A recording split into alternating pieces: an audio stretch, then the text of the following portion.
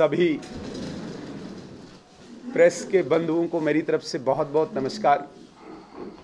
आज ये जो press conference Bharatiya Janata party के कार्यालय में हो रही है, ये एक प्रमुख विषय पे मैं आपको जानकारी देना चाहता हूँ। जैसा कि आप सब जानते हैं कि आतंकवाद जब चरम सीमा पे था, जब टेररिस्ट्स मैसेकर कर रहे थे, किलिंग कर रहे थे, एक्सटॉर्शन कर रहे थे, तब भारतीय जनता पार्टी ने एक आवाज उठाई थी कि माइग्रेशन को रोकने के लिए और इन आतंकवादियों को परास्त करने के लिए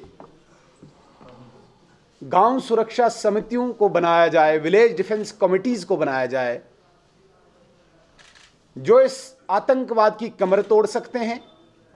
स्वर्गीय अटल बिहारी वाजपेयी जी तथा श्रीमान लाल कृष्ण आडवाणी जी, इन्होंने डोडा बचाओ आंदोलन चलाया और उसके बाद विलेज डिफेंस कमिटीज का गठन हुआ 90s में। पूरे जम्मू प्रोविंस के 10 जिलों में वीडीसीज बनाई गई, जिनको हथियार दिया गया, उन्होंने आतंकवाद से लड़ा। बहुत सारे वीडीसीज मेंबर्स की शहादत हुई, कुर्बानी हुई और आतंकवाद को परास्त किया। मैं आपको याद दिलाना चाहता हूं, बहुत समय पहले एक आतंकवादी से जब इंटरव्यू लिया गया था किसी मीडिया पर्सन ने, उस आतंकवादी से पूछा गया था कि तू सबसे ज्यादा किस फोर्स से डरता है, तो उसने उस वक्त कहा था, मैं वीडीसी एसपीओ से सबसे ज्यादा डर लगता है मुझे। ये वो ताकत है जिसने पाकिस्तान में उपजे इस इरादे को विफल कर दिया, माइग्रेशन को हमारी पेरिफेरीज से रोका। लेकिन उस वक्त कोई ऐसी पॉलिसी फ्रेम नहीं हो पाई थी। हर वीडीसी कमेटी में 3 एसपीओज थे, जिन एसपीओज के नाम पे सैलरी आती थी और वो बाकियों में डिस्ट्रीब्यूट की जाती थी। 2 साल पहले वो एसपीओज कोर्ट में गए और कोर्ट से एक फैसला लाए कि they are not bound to distribute their salary among other members, और इस प्रकार से वो वीडीसी के जो एसपीओज थे वो रेगुलर एसपीओ बन गए। वो लाइंस डीपीएल्स में ड्यूटी देने लगे, पुलिस स्टेशंस में ड्यूटी देने लगे, और जो बाकी सदस्य थे वो विदाउट सैलरी हो गए। 2 साल से इनको कोई तनख्वाह नहीं, और काफ़ी विलेज डिफेंस कमेटीज इस वक्त नॉन फंक्शनल हैं, डिसबैंड कर दी गई। काफ़ी लोगों ने इस हताशा में अपना वेपन जमा करा दिया और वहाँ से इस्तीफा दे दिया, क्योंकि आपको पता होना चाहिए, एक छोटा सा व्यक्ति गांव में दूर दराज जो अपनी तथा गांव की सुरक्षा कर रहा है, उसे बीपीएल का अधिकार नहीं है, उसे बाकी सुविधाओं का अधिकार नहीं है। इसलिए ये सुविधाएं पाने के लिए उन्होंने वेपन भी जमा किया और खुद रिजाइन कर दिया। तो इस प्रकार से जो ये वीडीसी का कंसेप्ट था, जो भारतीय जनता पार्टी के तब के हमारे शीर्ष नेताओं ने इनका गठन किया था, इसको पुनर्स्थापित करने के लिए भारतीय जनता पार्टी ने पिछले 1 साल से एक मुहिम चलाई थी। जो वीडीसी के मेंबर्स थे, पिछले 16 मार्च से लेकर अभी तक इस जदोजहद में थे, कशमकश में थे। लगातार हमारी बैठकें आदरणीय गृह मंत्री जी से हुई।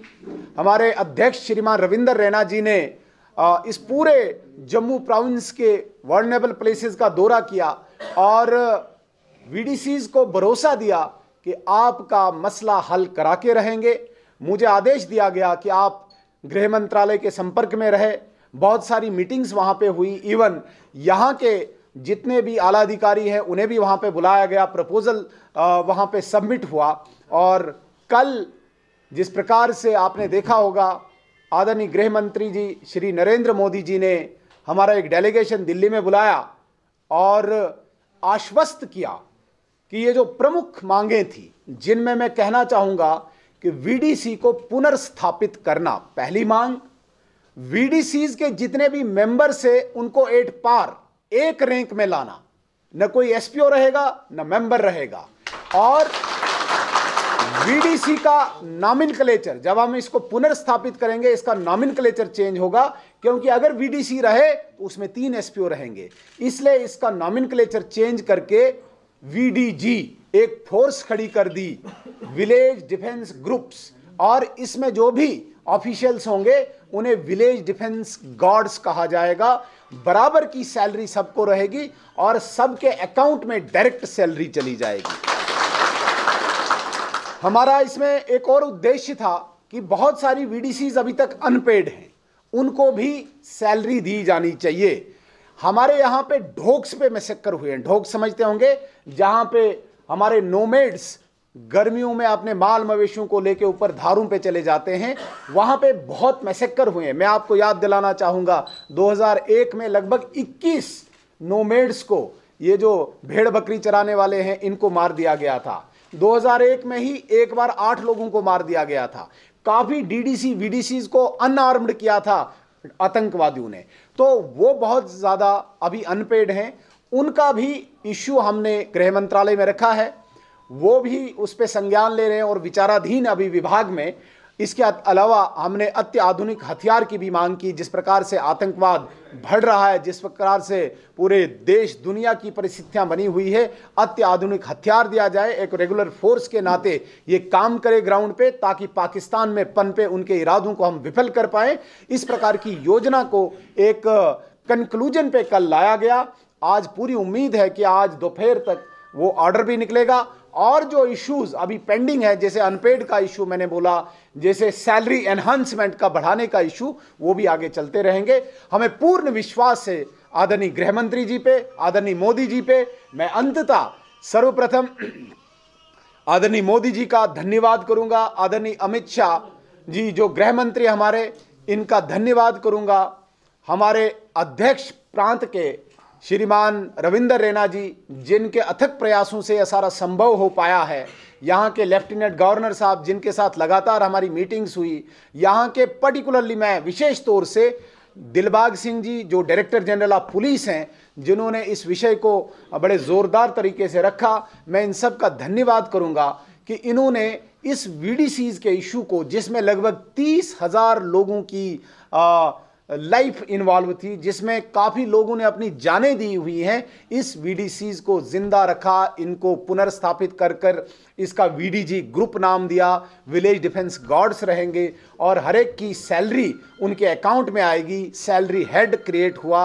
और इनकी सैलरी एनहांसमेंट के लिए भी विचार आगे से किया जाएगा। जो पेड अनपेड वीडीसीज हैं उनका भी मसला हल करने के लिए संभाग को, विभाग को निर्देश दिए गए हैं। मैं पुनः एक बार आप सभी प्रेस के साथियों का बहुत धन्यवाद करूंगा। आपने अपना कीमती वक्त दिया और यहाँ पे आए, बहुत बहुत शुक्रिया।